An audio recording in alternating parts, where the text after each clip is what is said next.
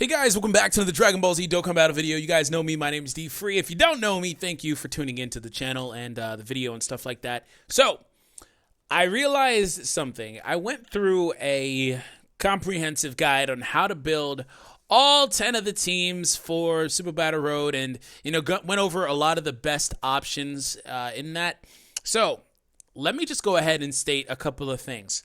I wanted to make it a little bit easier to kind of point out and look up some of the units that are going to be better in Super Battle Road. But of course, like I said, you will need to be able to form all 10 teams if you plan on completing the mode in its entirety. Now, quick disclaimer, I can't go over every single unit in the game. I'd be here for hours, but I'm going to try to, give you guys the tools that you need. And then from there, you got to kind of use some of that brain power I know you guys all have and go from there and say, okay, well, D-Free mentioned this, and here's a like unit that can be able to do something similar and approximate that same role that this unit would have been doing in the team. So an important thing to note about Super Battle Road is that any chances you get at damage is paramount. You need as many units that can do additionals or crits or things of that nature, especially like if you have a debuffing unit, which we'll talk about in a minute.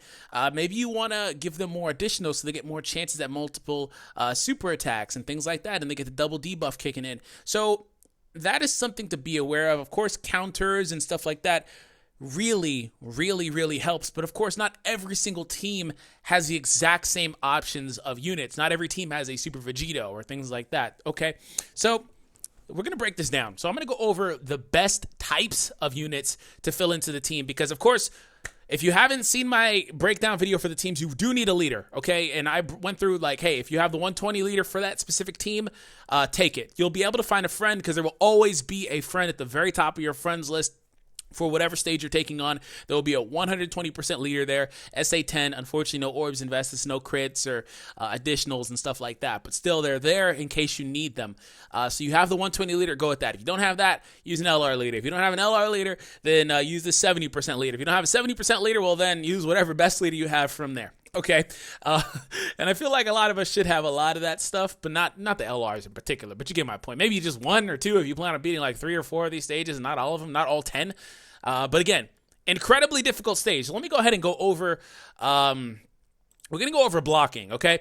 So blocking units, there's 2 different types of blocking. So there's units that block by being able to, well, first and foremost, every unit can block, okay?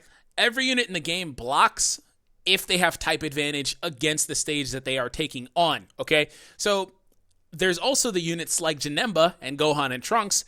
Apparently, I forgot that Trunks, but apparently he does something similar too. I'm not going to pull him up. That is able to block against every type of hit regardless of typing, okay? So there's that. That's one form, which is paramount. You definitely need that, but you don't need to worry about that because no matter what stage you take on, you will always have type advantage. But the other type is damage mitigation. So if you take a look here, okay, these units have mitigation passives, okay? Super Vegito, 80%, 70% on Dokkan, 50% on the new Super Vegito. He trades in a little bit of his high defensive ability, high defense capability for more offensive firepower. 30% on this guy. I thought it was 40 actually, but 30%. Super low on that man. 70% here, 90%. So these units, okay, they are able to be the units that you put in these teams, 1 or 2 of these in these teams that are able to, go in between multiple attacks. So if you get in a position where if you take on 3+ enemies, you need a unit you can just say, hey, sit here, take all these hits, and it can just save you a turn, basically, right? But again, not every team has equivalent options. So, of course, the STR variant, the best option would be him, okay? Best option is him. But if you don't have him, she's a really good option. Like, I didn't go over her. I forgot about her, to be honest. I don't think she awakens yet on Global. You can just use her unawakened form. She's not as good, of course, if she's unawakened. But still, she does multiple things. So, high chance to reduce incoming damage by 50%. Basically the same exact passive in regards to that portion that the tech free-to-play Bulma has, if I recall correctly.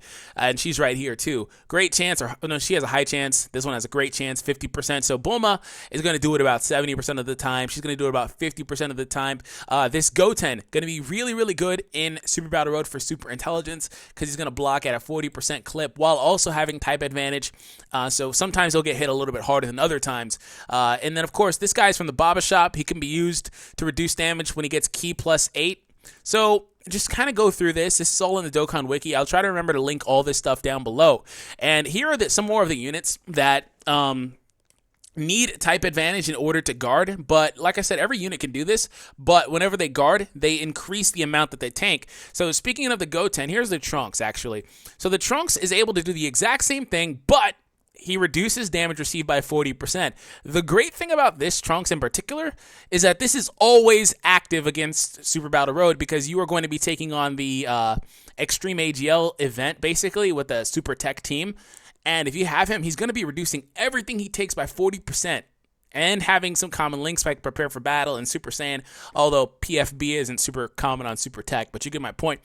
So that's really, really good. It's very, very helpful, and it's something you should consider. Now, I want to kind of just point out something really quick. I've heard throughout the time Super Battle Road has been around that the lower your team cost, the easier it is. That's not something I can confirm or deny. I've never really looked into that, so correct me if I'm mistaken on that.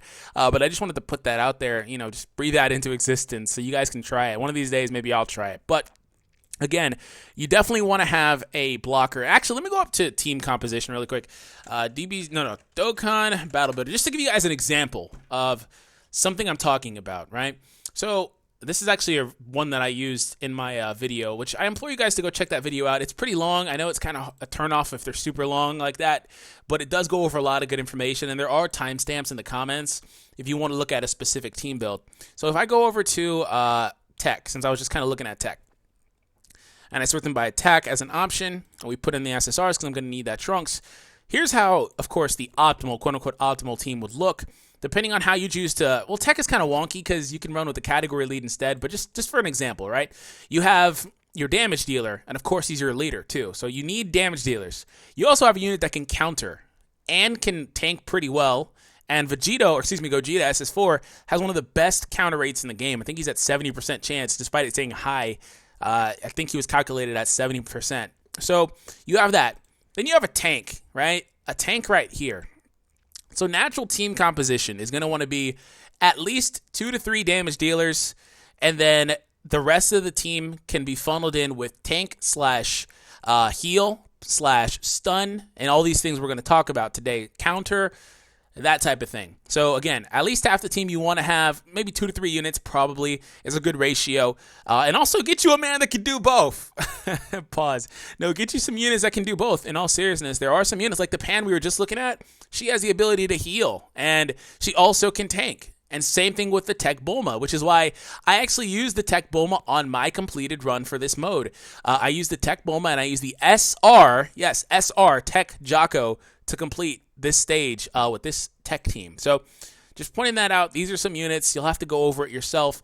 This guy is an incredible option for Extreme Int. The Krillin from the Baba Shop is a really, really good option, and so on and so forth. Damage mitigating units are way better than a high defense type unit like SS4 Vegeta. Because if he gets that defense reduced or just flat out isn't tanking as good just in general anyway, then, it's not super good for you.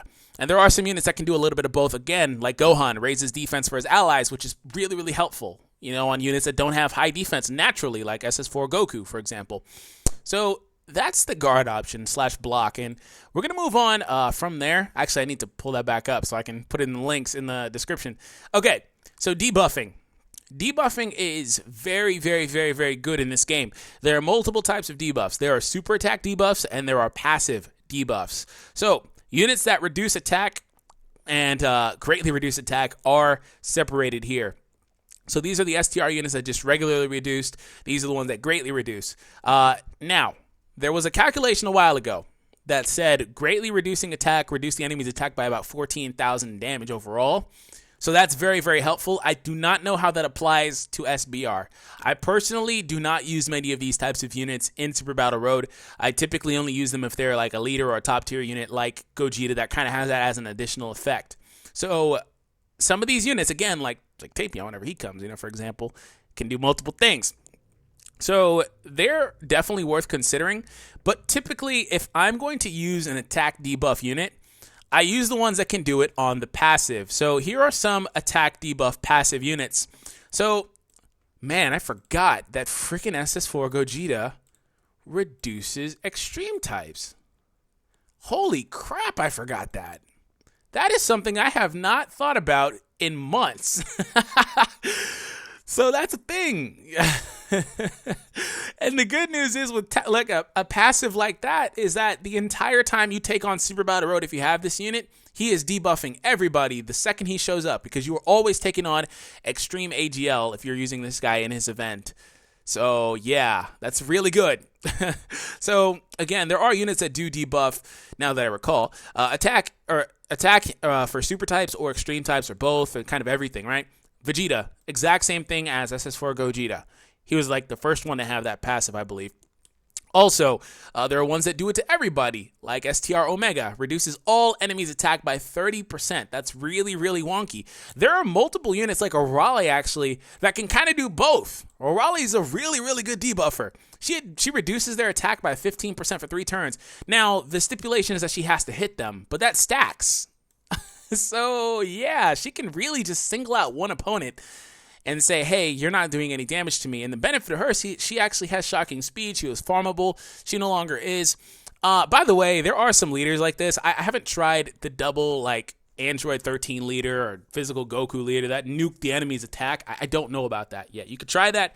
Haven't tried it yet. But yeah, passive debuffing is very, very, very good, very, very important. What it does is it helps out the other units that don't have naturally good defenses, and it allows them to be really good, such as this Vegeta. He's one of the best debuffs in the game via the passive. There is a restriction on it, though, that he has to hit the enemy. The problem with passives like this is that if you put him, you can't put him in a lot of the same positions that you can put the other ones in. The ones that just say, hey, I'm going to debuff the enemy without having to hit them, or 10 times more flexible, because if you put this guy out there, maybe he gets hit, 3 or 4 times before he can actually retaliate and reduce that enemy's attack, and by that time, maybe the turn's over, right? It doesn't matter.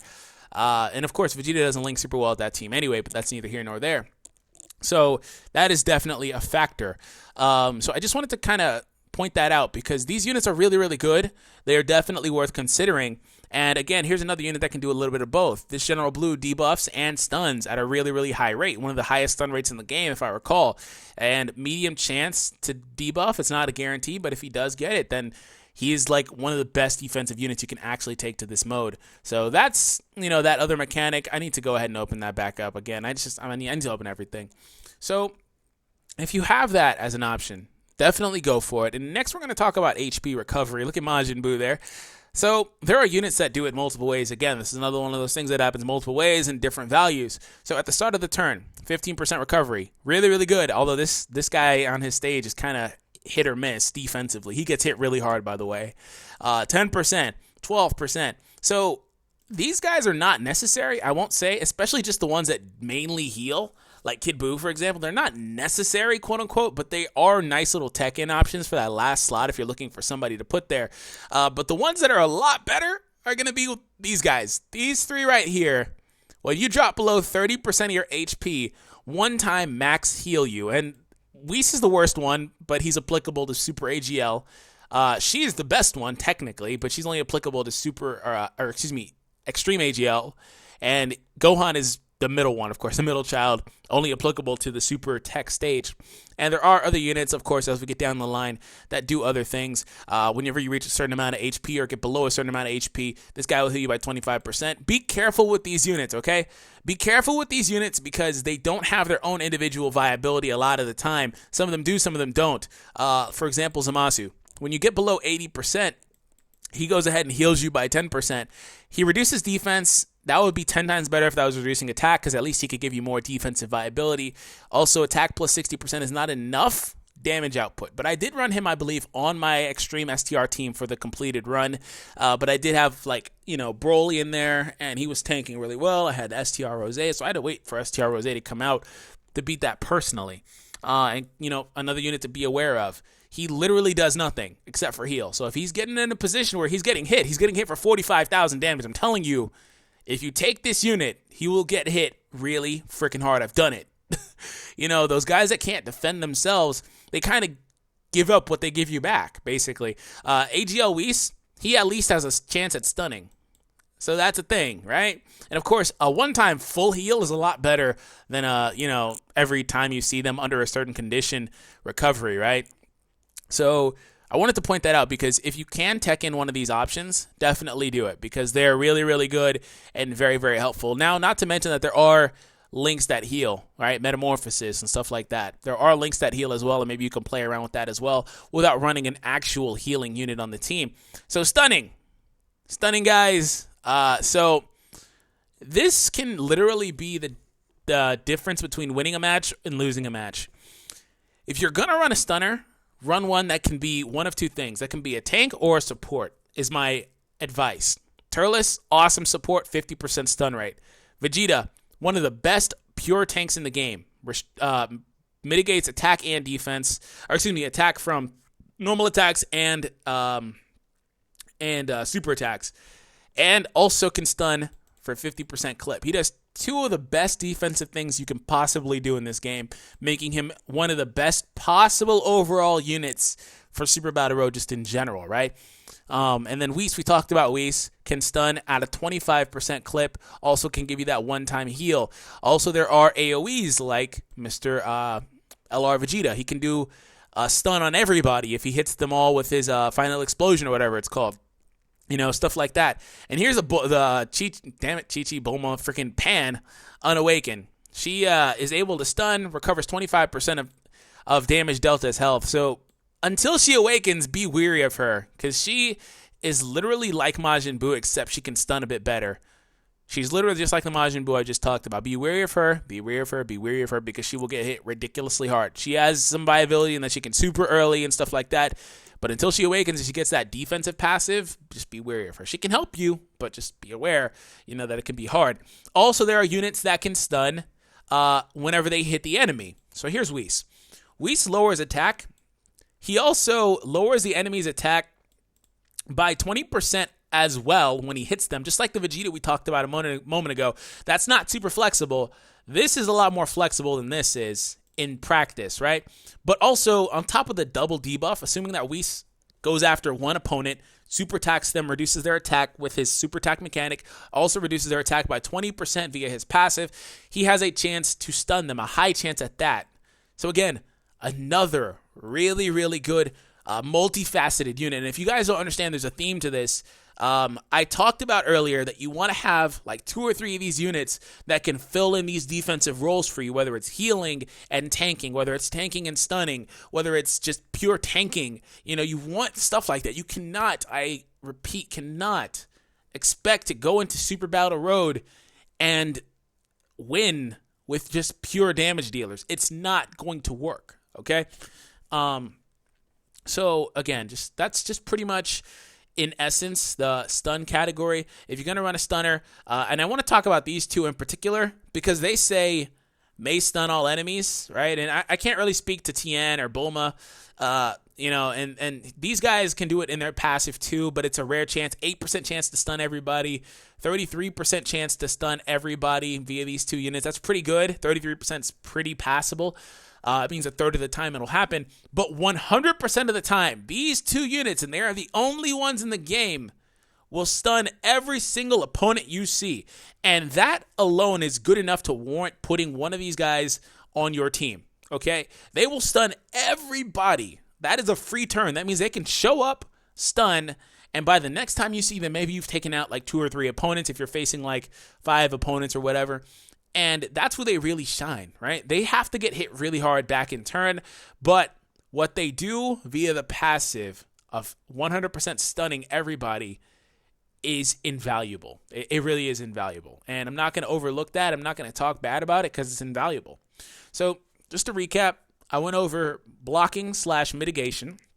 I went over healing. I went over stunning. And I went over debuffing. So I'm not really talking about defense debuff because, it may help you hit just a little bit harder, I guess, but that's not really the main focus.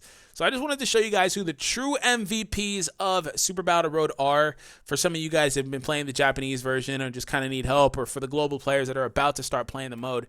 Anyways, thank you guys for tuning in. Hope you enjoyed it. Subscribe if you're new. All these links should be in the description if you need help figuring out some units to get your team build going. So anyways, have an awesome day. I'll catch you in the next one, guys. Take it easy.